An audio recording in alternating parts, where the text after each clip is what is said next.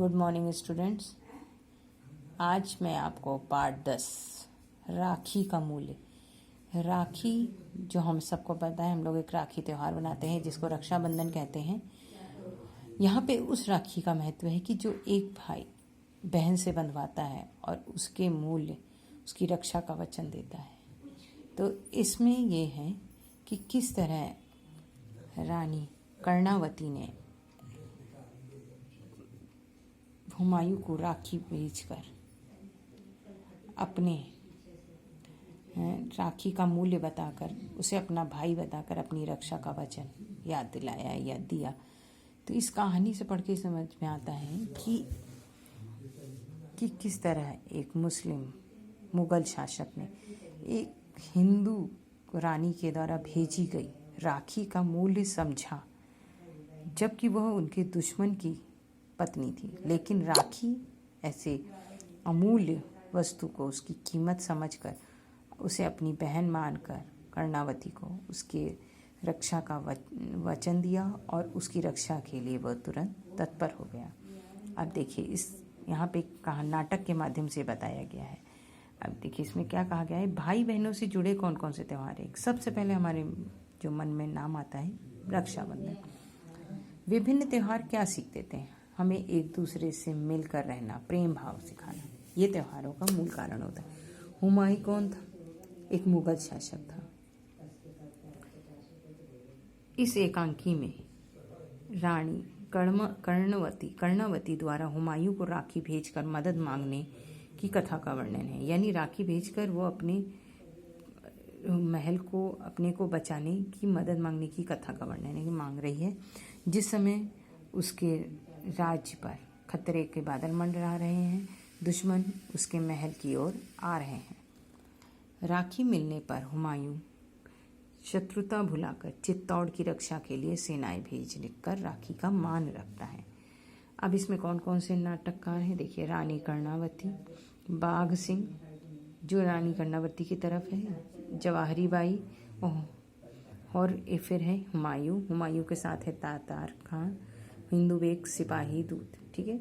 अब इन सब को मिलाकर एक नाटक बनाया गया है जिसमें पहला दृश्य है, कई दृश्यों में है, जिसमें कि पहला दृश्य है चित्तौड़ का भीतरी भाग, यानी चित्तौड़ का महल, उसके अंदर का दृश्य है, जिसमें महारानी कर्णावती, जवाहरी बाई और बाघ सिंह बैठे हुए बात कर रहे हैं। तो अब क्या हो रहा है। कर्णावती कहती, हाँ बाघ सिंह, युद्ध का क्या हाल है। बाघ सिंह, राजपूत वीरता से लड़ रहे हैं। अब जो आपको मालूम है, जो कि राजस्थान के लोग हैं राजपूत कहलाते थे, तो वो राजपूत मुगलों से लड़ रहे हैं, राजपूत वीरता से लड़ रहे हैं। किंतु एक तो हमारी संख्या बहुत कम है, दूसरा शत्रुओं का तोप खाना, यहाँ जहाँ तोप रखी जाती है, आग उगल रहा है, वहाँ से आगे इतना तोप खानों से गोला बारूद हो रहा है कि जैसे आग उगल रहा है। उसका मुकाबला तलवारों से तो हो नहीं सकता, हमें मरना है, हम हंसते हंसते मरेंगे बहुतों को मारकर, पर दुख तो यही है कि हम मरकर भी मेवाड़ के मान की रक्षा न कर पाएंगे। कर्णावती, बड़ा कठिन प्रसंग है। इस समय मेरे स्वामी नहीं है, नहीं तो उनके रहते मेवाड़ की और आंख उठाने, यानी उनको देखने का किसी में साहस था। उनके आतंक से मेवाड़ के बाहर भी दूर दूर तक अत्याचारियों के प्राण कांपा करते थे। यानी जब वो थे तो अत्याचारी उनके नाम से भी कांपते थे। मेवाड़ की सीमा पर पैर रखने का साहस किसे हो सकता है। बाघ सिंह, हमने आपस की शत्रुता की आग में अपने ही हाथों अपना सब कुछ स्वाहा कर दिया, नष्ट कर दिया। स्वाहा कर दिया मतलब नष्ट कर दिया। बाघ सिंह, अब पश्चाताप करने से क्या लाभ देवी, अब तो हमें मार्ग दिखाइए, बताइए, रास्ता दिखाइए। कर्णावती, मुझे एक उपाय सूझा है। बाघ सिंह, क्या। कर्णावती, मैं हुमायूं को राखी भेजूंगी। जवाहरी बाई, हुमायूं को? क्या एक मुसलमान को भाई बनाओगी? कर्णावती, चौकती क्यों हो जवाहरी, मुसलमान भी इंसान हैं, उनकी भी बहनें होती हैं। सोचो तो बहन, क्या वे इस मनुष्य नहीं है? क्या उनके हृदय नहीं है? वे ईश्वर को खुदा कहते हैं, मंदिर में ना जाकर मस्जिद में जाते हैं। क्या इसलिए हमें उनसे घृणा करनी चाहिए? बाघ सिंह, यह इतना आसान नहीं है। क्या हुमायूं अब पुराना बैर भूल सकेंगे? सीकरी के युद्ध के जख्मों के निशान क्या आसानी से मिट सकेंगे? यानी सीकरी में उनके पति के साथ हुमायूं का युद्ध हुआ है। कर्णावती, हमारी राखी वह शीतल दवा है, यानी वो ऐसी दवा है जो दवा है जो घावों पे ठंडक प्रदान करती है, जो सारे घाव भर देगी। यह वह वरदान है जो सारे वैर भावों को जलाकर भस्म कर देगी। राखी पाने के बाद कोई वैर विरोध रख सकता है भला? जवाहरी बाई, पर वे हमारे शत्रु हैं। ये तो सबको मालूम है कि हुमायूं हमारा शत्रु है। कर्णावती, ऐसा ना कहो। हमारी तरफ अब भारत उनकी भी जन्मभूमि हो चुकी है। अब उनका काफिला बनाकर उन्हें अरब नहीं भेजा जा सकता। अब इतने सालों से वो हमारी ही जन्मभूमि में रह रहे हैं, तो उनके लिए भी हो गई। अब उनका भी वंश वहाँ बढ़ने लगा है, इसलिए अब उनका काफिला, यानी उनका लोगों को मिलाकर पैदल जाने वाले जो लोग होते हैं उनको कहते हैं काफिला। उनको काफिला बनाकर उन्हें अरब नहीं भेजा सकता, क्योंकि वो अरब से आए थे। अरब नहीं भेजा जा सकता, उन्हें रहना पड़ेगा और हमें उन्हें रखना होगा। वे हमें बहन समझें और हम उन्हें भाई। यही उचित है कि अब हम उन्हें अलग नहीं कर सकते, अब हम उन्हें अपने साथ ही रखना होगा।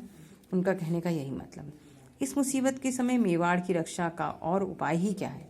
बाघ सिंह, आप ही कुछ बताइए। आपकी क्या सम्मति है, आपकी क्या सोच है? बाघ सिंह, हम तो आज्ञा पालन करना चाहते हैं, सम्मति देना नहीं। हम आपको कुछ राय नहीं देना चाहते, हम तो बस आपकी आज्ञा का पालन करना चाहते हैं। कर्णावती, अच्छा तो फिर वही हो। भाईचारे और मनुष्यता पर विश्वास करके हुमायूं की परीक्षा ली जाए। लीजिए यह राखी और यह पत्र, आज ही दूत के साथ बादशाह हुमायूं के पास भेजिए। राखी और पत्र देती है। देखिए इस चित्र में वो बाघ सिंह को राखी और पत्र दे रही। अब आगे देखिए, जवाहरी बाई कहती हैं, अच्छी बात है, हम भी देखेंगे कि कौन कितने पानी में है। इसी बहाने उनकी मनुष्यता की परीक्षा हो जाएगी और ये भी प्रकट हो जाएगा कि एक राजपुतानी की राखी में कितनी ताकत है। अभी तक उन्हें क्रूर माना जाता था मुगलों को, अब इस राखी को भेजकर हम ये पता कर लेंगे उनका कहना है कि वो कितने मनुष्यता है उनमें। अब दूसरा दृश्य आता है जिसमें ये देखिए, बिहार में गंगा तट पर, अब जो हुमायूं है वो कहाँ पर है इस समय? बिहार में गंगा तट के किनारे पर हुमायूं का फौजी डेरा है। वहाँ पे उसने एक डेरा लगा रखा है, यानी अपने फौजियों के साथ वहाँ पे वो रह रहा है। अपने खास तंबू, डेरा जो तंबुओं से बना होता है, खास तंबू, वो राजा बादशाह था, राजा था, इसका तंबू थोड़ा औरों से अलग था। उसमें उसका सेनापति हिंदू बेग और तातर खां बैठे हैं। एक पहरेदार का प्रवेश। पहरेदार अभिवादन करके, जहाँ पनाह हुमायूं, क्या है? पहरेदार, मेवाड़ से एक दूत आया है। हुमायूं, मेवाड़ से? अच्छा, यही भेज दो। पहरेदार के साथ दूत आता है। हुमायूं, आओ मेवाड़ के बहादुर। अब हुमायूं की यहाँ पे दिखाइए कितनी अच्छी मनुष्यता है, मानवता है कि उसने मेवाड़ के दूत को क्या करके किया, बोला मेवाड़ के बहादुर। दूत अभिवादन करके, स्वर्गीय महाराणा संग्राम सिंह की महारानी कर्णावती ने आपको यह भेंट भेजी है। कर्णावती के पति का क्या नाम था? महाराणा संग्राम सिंह। हुमायूं हाथ बढ़ाकर, मेरी किस्मत हिंदू बेग, तुम जानते हो मैं मेवाड़ की बहुत इज्जत करता हूँ और हर एक बहादुर आदमी को करनी चाहिए। वहाँ की मिट्टी भी माथे पर लगाने की चीज़ है।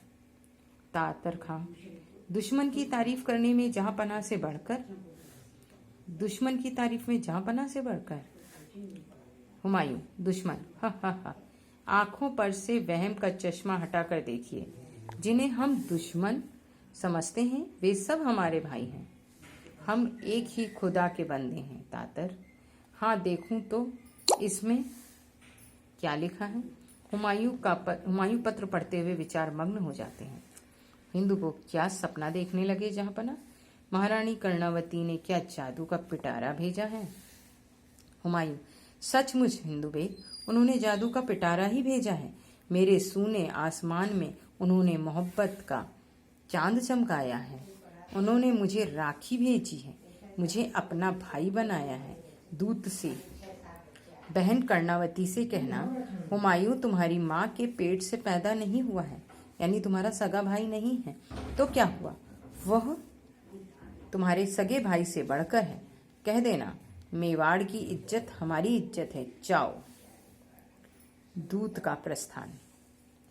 तातर खां, आपके अब्बा जान के जानी दुश्मन की औरत ने, अब जो उनके साथी लोग हैं वो उनको कुछ भड़काने या कुछ समझाने का प्रयास कर रहे हैं, जिसमें कह रहे हैं वो आपके अब्बा जान यानी हुमायूं के बाबर के जानी दुश्मन की औरत ने, यानी जानी दुश्मन महाराणा संग्राम सिंह उनके अब्बा जान यानी बाबर के जानी दुश्मन थे, उनकी पत्नी ने भेजा है।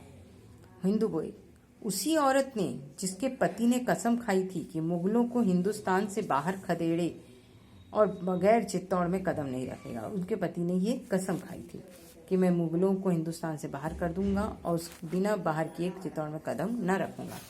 अब हुमायूं क्या कहता है? अफसोस कि तुम इस राखी की कीमत नहीं जानते। छोटे छोटे 2 धागे दुश्मन को भी मोहब्बत की जंजीरों में जकड़ देते हैं, यानी राखी एक ऐसी चीज है जो दुश्मनों को भी एक कर देती है।